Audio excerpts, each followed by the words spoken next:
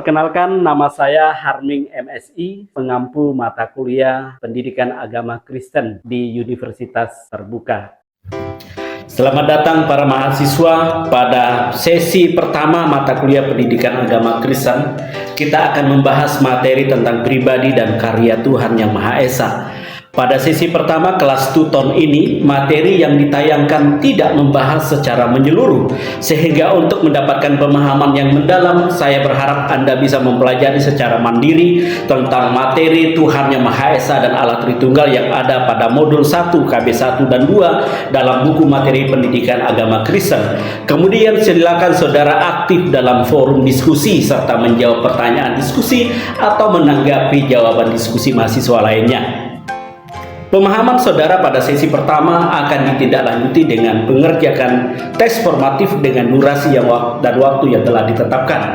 Setelah Anda mengikuti sesi pertama tutor ini, saya berharap saudara mampu menjelaskan materi Tuhan Yang Maha Esa dan Allah Tritunggal. Setelah itu, setelah saudara mengikuti tutor mata kuliah ini secara keseluruhan, diharapkan mahasiswa mampu menginterpretasi pribadi dan karya Tuhan Yang Maha Esa.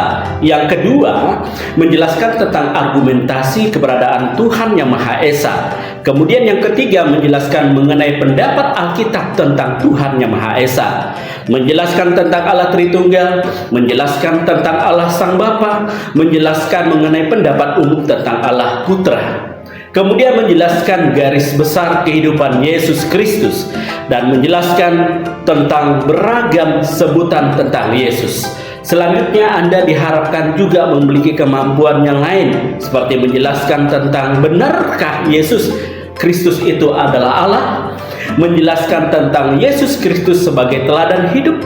Kemudian saudara juga diharapkan bisa menjelaskan bagaimana sikap terhadap Yesus Kristus.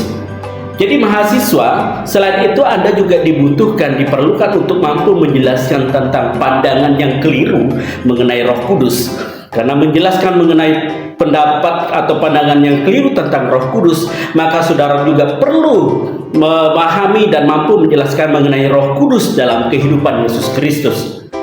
Dan selanjutnya, bagaimana saudara bisa menjelaskan tentang peran Roh Kudus dalam kehidupan orang Kristen dan menjelaskan sikap yang tepat terhadap Allah Roh Kudus. Kemampuan-kemampuan yang sudah saya utarakan di atas, saya berharap Anda harus mampu menguasainya sehingga Anda bisa memahami materi ini dengan baik. Informasi mengenai apa yang sudah disampaikan atau sumber utama dalam belajar ini ada dalam modul MKWU 4103. Jadi, saudara mahasiswa, sesi pertama ini membahas tentang konsep Alkitab tentang siapa Allah, penderitaan dan kematian Yesus, konsep Alkitab tentang siapa Roh Kudus, makna dan kehadiran Roh Kudus, dan manusia sebagai rupa dan gambar Allah dalam kehidupan manusia. Selamat belajar, Tuhan memberkati.